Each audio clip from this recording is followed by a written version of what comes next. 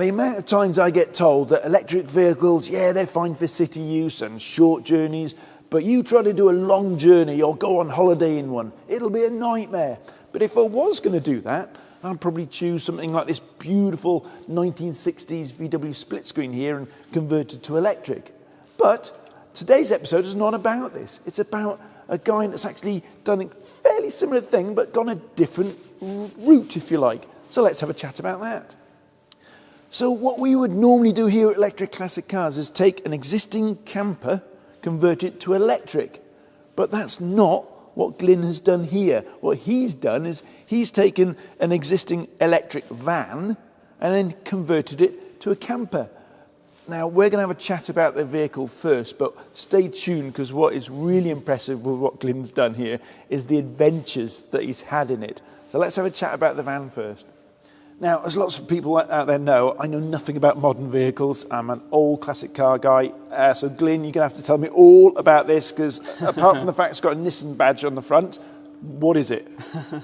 Yeah, well, it's a bit newer than some of your vehicles here. But yeah, it's still, it's still not new as in terms of like the EV space now. It's a 2015 Nissan ENV200 van. Okay. And it was a panel van when I got it. Yep. Just being used for like last mile delivery vehicles. I got it in 2018 and had done about 20,000 miles then. Done a few more now. What size batteries in it? So it originally had a 24 kilowatt hour battery. Right, that's not much. No, it wasn't very van. much. And it didn't stop us using it for, we did maybe 2 or 3 years. We used it with the 24 kilowatt hour battery. What sort of range did you get out of that at 24? It's about 60 to 70 miles. Yeah. Okay. So but what's in it we now, had to be pretty careful back then, but now it's got a 40 kilowatt hour. So did you put another battery pack in alongside the original one? Or how no, it was actually, Nissan actually offered this van with a 40 kilowatt hour battery. So we got one that had been in a crash, took the battery out and put it into this one, so it's just basically a battery swap. So you did do a little bit like we do here then. There's a little bit of a conversion from the battery in, taking a salvage battery. How easy was it to do? Is it just a bolt in? Or fairly straightforward. You know, the mechanics of actually lifting it was the hardest bit, but got a garage and a lift to help me with that. But it's basically just undo the bolts, drop the battery, put the new one in. Same bolts? Then, same bolts. Same bolts, holes and everything. What's amazing I wish our conversions were that easy. The weight is basically the same. It maybe added about a couple of kilos, doubling the battery size. Wow. Obviously, the energy density had improved over time. You've upgraded the battery, so it didn't the bigger battery. Didn't need any suspension upgrades or anything like that. Software must have been needed. Yeah, it needed a bit of jiggery-pokery, a little translation box to let the van think it's still got the same battery. Right. And make the dashboard display range correct. But now it's just, you wouldn't know. Cool. I like that. Nice upgrade. And it's a simple upgrade then. Yeah. Right, let's talk about the camper side of things then.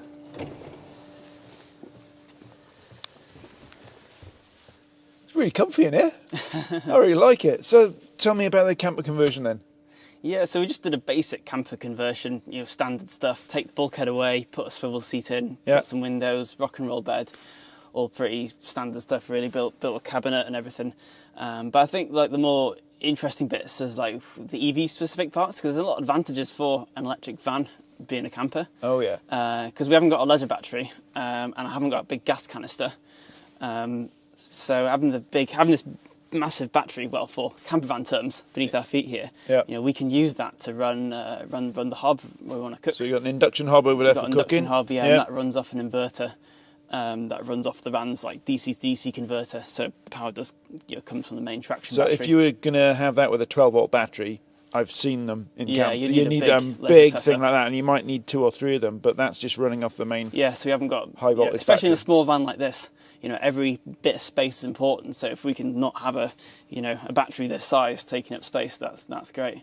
And you got solar as well, I see over there. Yeah, the solar just keeps the system topped up. Perfect.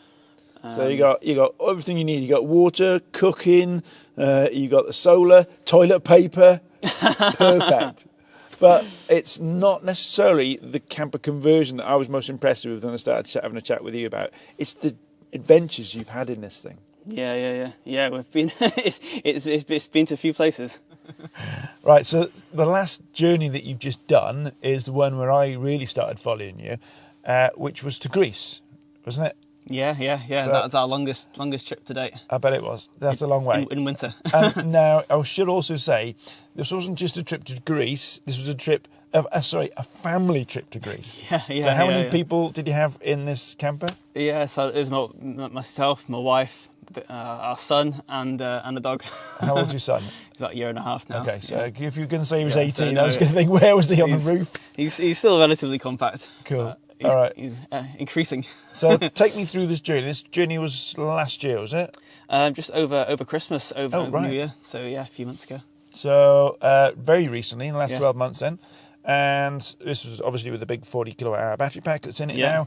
now. First question is, how long did it take to get down there? Because I don't think it was just like you got to drive from there to Greece. This was more of a journey adventure rather than we've got to get to Greece as a destination. Yeah, so it sort of took us. I mean, Greece is it's a long way in any vehicle, but we didn't just with the family and everything. It'd be out of the question just to drive it non-stop. Yeah. So, but we wanted to stop off along the way, and that's part of the fun of a camper van road trip. Definitely. Is exploring places as you go. So you basically went from North Wales to the Alps.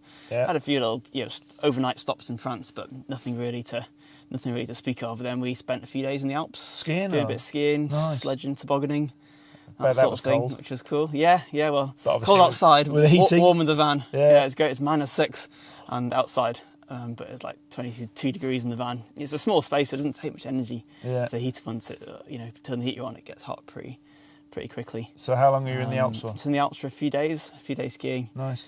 And then carried on. Yeah. Then we got to Italy, and then travelled down all the way to the southern coast of Italy, and then we got a ferry from there over to Greece. What was the range like in cold mountainous conditions like the Alps? So how much of a difference was it? So probably in summer France? we can get about 120 miles range on our 40 kilowatt-hour battery. Okay. And that goes down to about 100 in winter. Yeah. And probably going through the mountains and going through the Alps is probably a bit less. Probably a bit less than that. But obviously, when you go downhill, You get a lot of range back when you go downhill. It's lovely to drive on like the hairpin roads all around the Alps. Or electric Just cars. regen all the way down. Yeah. So how have you found the charging infrastructure? Because you've had this since 2018. Yeah. In 2024, for instance, what was the European charging infrastructure like? Yeah, it's night and day how it's changed. Is it? Yeah, because back in 2018 when we were doing those early trips, they were really, there wasn't that many charging points, especially in more rural areas. But that's really changed now. Right. And rapid chargers as well. Yeah, rapid chargers as well. So yeah, there's no trouble finding charging points now. Brilliant. Like the trip to Greece was just no dramas really. It was just, drive for a couple of hours, charge for like 20-30 minutes, drive for a couple of hours. Well, that's all you need. Just keep going. If you've got a dog and a kid. Yeah, to be honest, 2 hours is about the limit of the everyone driving anyway. So. And that's with a relatively small battery pack, a 40 kilowatt hour battery pack in a van's camper. It's not a big one, really. I mean, we put in anything from 70 up to 100 kilowatt hours in some of our vehicles.